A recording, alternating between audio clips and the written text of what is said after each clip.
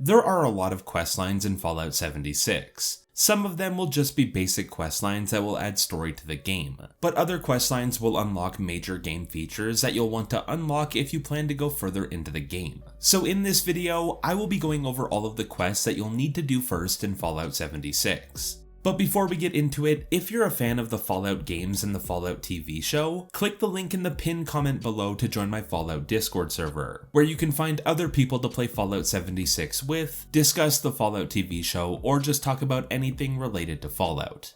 Now of course, the first questline that you'll want to focus on doing in Fallout 76 is the questline for the main story. This will be the longest questline that I'll talk about in this video, but it's one that everyone will need to do. Because this questline won't just complete the main storyline of the game, but instead it will allow you to join the Enclave, giving you access to the Enclave vendors and special events. It also allows you to launch nukes that can be used to farm endgame resources and spawn raid bosses, and it will give you the XO1 power armor, and you will get the Ultrasight power armor at the end of the main storyline.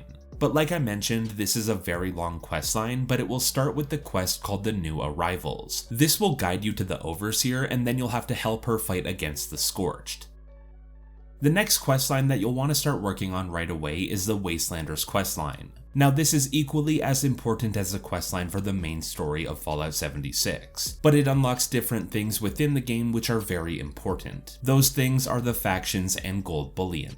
Now the Wastelanders questline will be a bigger introduction to the two factions in the game, which are the Raiders and the Settlers. You'll meet these two factions during the main storyline, but the Wastelanders questline will really focus on these factions and make you side with one of them. After completing this questline, you'll then unlock daily quests for both of these factions, which you can do every day to earn reputation with those factions. That reputation will increase your standing with the factions, and as you increase it, it will unlock new plans for endgame items that you can purchase from those factions. For example, at max rank you can purchase the plans for the Gauss minigun from the Raiders and the compound bow from the Settlers. But they also sell a bunch of other things that you'll want, but it will all be sold for gold bullion, which is the endgame currency.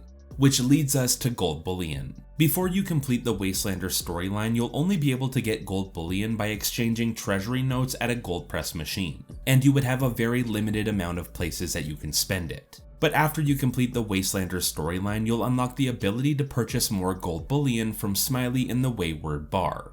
And you'll unlock the vendor Regs in Vault 79, who will sell some of the best items in the game, like the T65 power armor and the Secret Service armor. And like I mentioned, you'll unlock the gold bullion vendors for each faction that can be found in Foundation and the Crater. This is seriously one of the first questlines that you'll want to play through because you want to get the reputation for each faction as quickly as you can, so start this right away. Next up on the list, we have the Minor Miracles quest. To start this quest, you'll need to go to the Garahan mining headquarters location, which will be right here on your map. When you get here, you'll need to look for this poster that will be in the parking lot. And when you read this poster, you'll start the Minor Miracles side quest. This will send you inside of the mining headquarters to read 2 terminals, but reading both of them will give you the crafting plans for the Excavator power armor, which is one of the best power armors that you can get, especially early on in the game. It won't make you super tanky, but it will increase your carry weight by 100 pounds, and it will make you gather 4 times as many ores when mining. This is one of those questlines that many people don't even know is in the game, and it's such an easy way to get a big boost in carry weight early on. Next up on the list are the quests that will come from the train stations. Now there's a few of these, but we'll only be going over the ones that are important. So to start any of these questlines, you'll need to go to any train station in the game, like the Morgantown train station. Inside of the train station, you'll find a board that will have a bunch of posters on it that you can read to start different questlines. Now the ones that you'll want to read are the House Party, Sheep Squatch Ate My Brother, and Nightclub posters. The House Party poster will start a quest called Wasted on Nukashine. This is an important quest because it unlocks Biv and Brewing, which will allow you to craft some very strong drinks, but you'll have to return to Biv every day to do his daily quest for a chance to unlock rare brewing plans. The Sheep Squatch Ate My Brother poster will start the Lying Low quest. This quest will give you a pre-crafted fixer rifle, and it will unlock the encrypted event which you can do for legendary modules, rare items, and the plans for the fixer, so you can make as many of them as you want.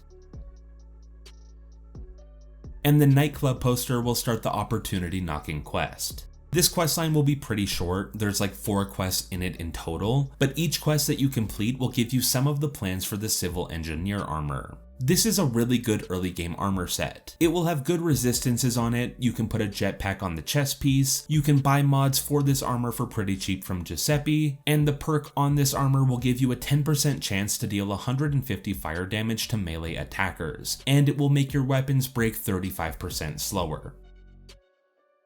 The next quest is the Welcome to the Neighborhood quest. Now this is one that everyone will need to do, but people who are big fans of the Brotherhood of Steel will want to do this quest right away. The Welcome to the Neighborhood quest is the first quest in the Steel Reign storyline, which is entirely about the Brotherhood of Steel. When you complete this questline, you'll be given a full set of Hellcat power armor and the plans to make more of it. You'll also be able to freely travel through Fort Atlas and turn in technical data that you find for rewards. The Hellcat power armor is another really great set of power armor that will give you high damage resistance, and it's the only power armor that also increases your ballistic damage resistance. And technical data is an item that you'll find while you're exploring that you can give to the Brotherhood for legendary loot and a chance to get rare items.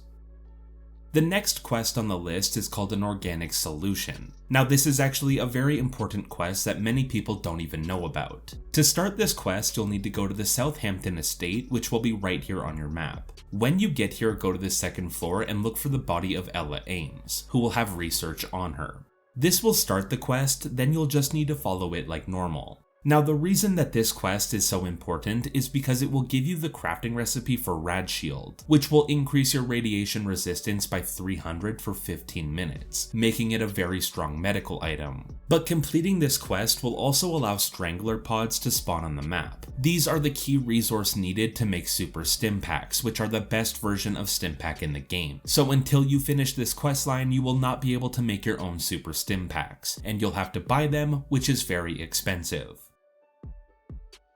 And the final quest on the list is Leap of Faith. Now this one will only be important to you if you're wanting to become a ghoul, which will have its pros and cons. So you'll want to do some research on that before doing this quest and making the choice to become a ghoul.